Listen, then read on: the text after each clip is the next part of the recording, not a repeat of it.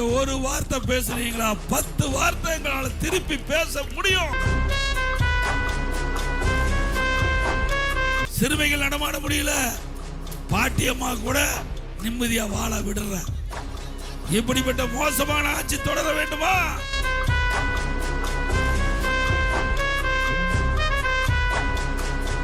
கொண்டு வந்தது காங்கிரசும் திமுகவும், அதை எதிர்ப்பது திமுக காங்கிரஸ். எவ்வளவு வேடிக்கை பாரு. ஒரு படத்துல தங்கமலை ரகசியம்னு ஒரு படம் இருக்கு. ரகசியம் சொல்ல அந்த படத்தில் வர ஒரு கதை இதுக்கு பொருந்துன்னு நினைக்கிறேன். பொருந்துமில்ல? அந்த ராஜாவுக்கு காது பெருசாக இருக்கும். அப்போ அவருக்கு வந்து சிகை அலங்காரம் செய்ய ஒருவர் போய் சிகை அலங்காரம் செய்யும் போது அந்த காதை பார்த்துருவார். பார்த்து பதிஞ்சு போய் என்ன செய்வது என்று அறியாமல் மனைவிட்டு போய் இப்படி ராஜா காது கழுத காதுன்னு சொல்லுவார்.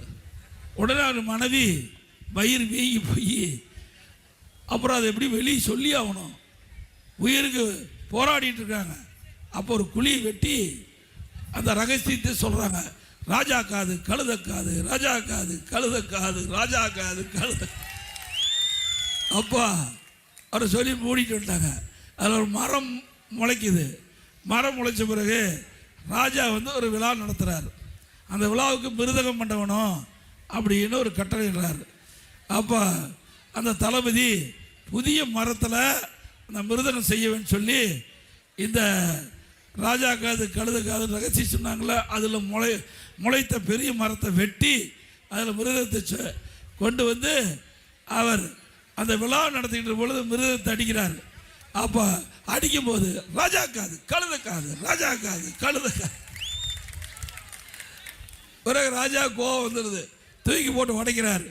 அப்படியே தெரிச்சோடி எல்லா உதிரிப்பாங்களும் அதில் இருக்கிற அந்த தவுள் இருக்கிற உதிரிப்பாங்கெல்லாம் ராஜா காது கழுத காது, ராஜா காதுகளை குறிச்சு பேசுது.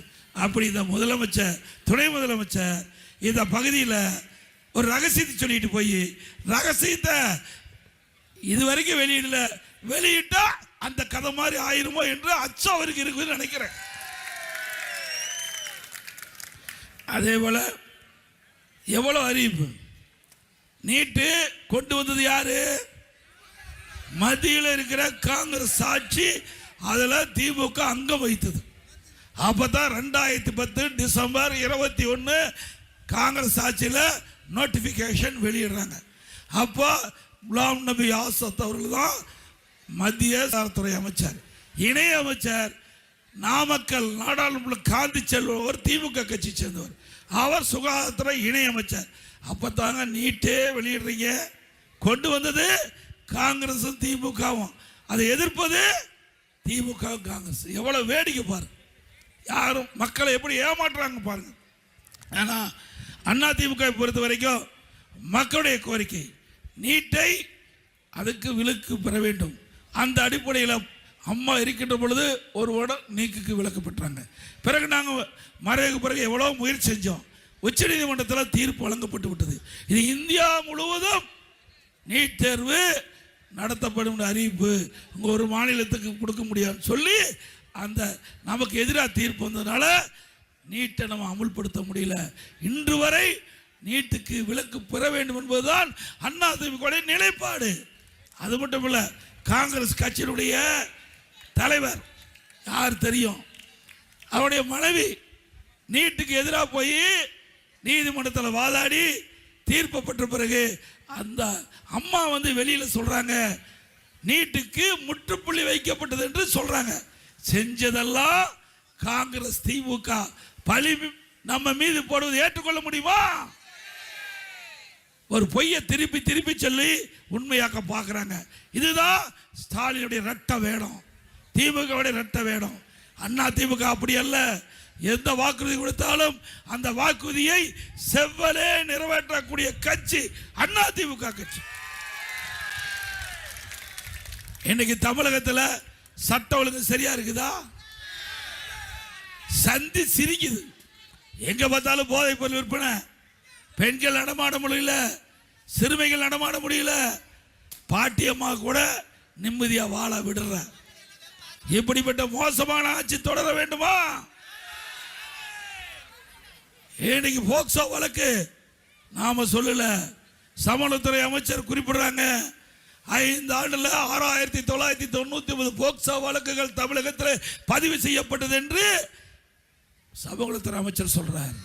அப்படின்னா போக்சோ வழக்குனா சிறுமிகள் பாதிக்கப்பட்டு பாலியல் சீண்டலுக்கு பாதிக்கப்பட்டு பதிவு செய்யப்படுகிற வழக்கு தான் போக்சோ வழக்கு. ஒரு மாநிலத்தில் 6999 சிறுமிகள் மீது பாலியல் சீண்டல் மூலமாக போக்சோ வழக்கு பதிவு செய்யப்பட்டதுன்னா இந்த ஆட்சியில் சிறுமிகளுக்கு பாதுகாப்பு இருக்குதா? அது மட்டும் ஒட்டுமொத்த பெண்களுக்கு பாலியல் சீண்டல் மூலமாக பதிவு செய்யப்பட்ட வழக்கு 18,000 வழக்கு இருக்குது. அவ்வளவு வழக்குகளை வைத்துக் கொண்டு பெண்கள் பாதுகாப்பாக இருக்காங்களாம். அப்படியே இருக்கிறாங்க திமுக ஆட்சியில். எவ்வளவு பொய்ய இன்றைய முதலமைச்சர் பேசிட்டு இருக்கார். நேற்றைய தினம் ஒரு கூட்டத்தில் நான் பேசினேன், குளத்தூர் கூட்டத்தில் தான் பேசினேன். அப்போ கொரோனா காலத்தில் மக்கள் கடுமையாக பாதிக்கப்பட்டாங்க. அந்த காலகட்டத்தில் ஸ்டாலின் மக்களுக்கு சரியான ஆலோசனை கொடுக்கல. மக்களுக்கு ஓடோடி விடி போட்டோ ஷூட் எடுக்கிறாரு.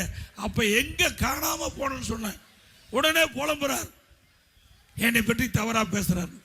காணாமல் போனான்னு தான் சொன்னே வெளியே உங்களை பற்றி தவறா எப்பொழுதும் பேசுறது கிடையாது, பேச வேண்டிய அவசியம் எங்களுக்கு கிடையாது.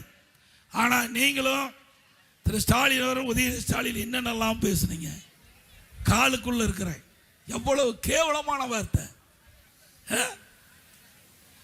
இதெல்லாம் ஏற்றுக்கொள்ள முடியுமா? ஸ்டாலின் அவர்களே, நீங்க ஒரு வார்த்தை பேசுறீங்களா, 10 வார்த்தை எங்களால் திருப்பி பேச முடியும்.